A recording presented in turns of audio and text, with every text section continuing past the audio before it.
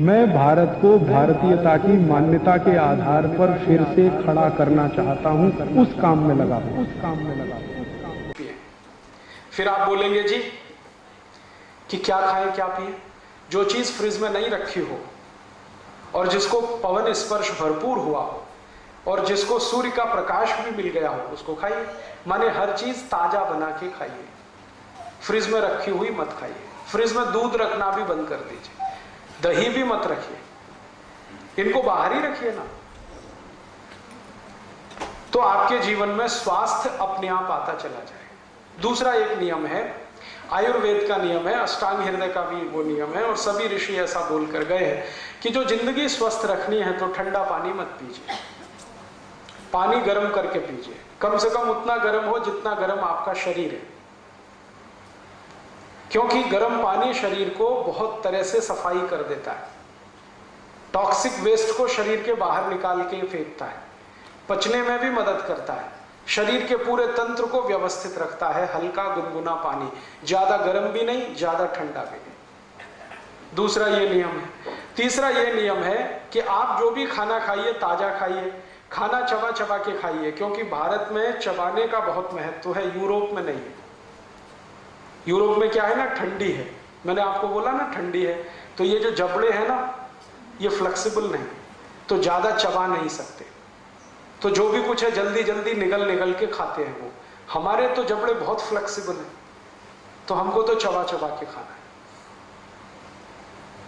और यूरोप में एक और मुश्किल है कि उनके जो मसूड़े हैं ना बहुत कड़े हैं, और कड़े मसूड़ों को साफ करना वो ब्रश से ही संभव है, हार्ड है बहुत, तो वो ब्रश करते हैं। आप मत उनकी नकल करिए, आपके मसूड़े तो बहुत सॉफ्ट है, इतने सॉफ्ट हैं कि थोड़ा भी ब्रश आड़ा तिरछा चल गया तो खून ही खून निकले। तो उनकी नकल करके टूथब्रश मत करिए। फिर क्या करें, दंतमंजन है हमारे पास, और अगर ब्रश ही करना है तो नीम के दातुन से अच्छा कोई नहीं है, क्योंकि उसके ब्रसल्स बहुत सॉफ्ट होते हैं, प्लास्टिक के ब्रश के ब्रसल्स की तुलना में वो बहुत सॉफ्ट है। तो दातुन करना शुरू कर दीजिए, दंतमंजन करिए तो दांत अच्छे रहेंगे, मसूड़े भी अच्छे रहेंगे। पानी कभी भी ठंडा मत पीजिए, तो दांत सुरक्षित रहेंगे, गला भी सुरक्षित रहेगा, पेट भी अच्छा रहेगा। हमेशा गुनगुना पानी पीजिए। और आप तो अगर जैन मानते हैं, जैन धर्म मानते हैं, तो आप जानते हैं कि ज्यादा देर रखा हुआ पानी भी मत पीजिए, क्योंकि उसमें जीव वृद्धि होती है।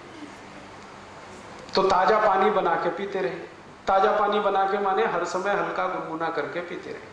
चौथा नियम यह है स्वस्थ रहना, निरोगी रहना, कि खाना खाइए तो खूब अच्छे से चबाइए, क्योंकि आपके मसूड़े तो फ्लेक्सिबल है, यूरोप में नहीं है, और इतनी बार चबाइए जितने दांत हैं आपके। एक दिन शीशे के सामने खड़े होकर अपने अपने दांत गिन लीजिए, किसी को 32 होंगे, किसी को 30 होंगे, किसी को 28 होंगे।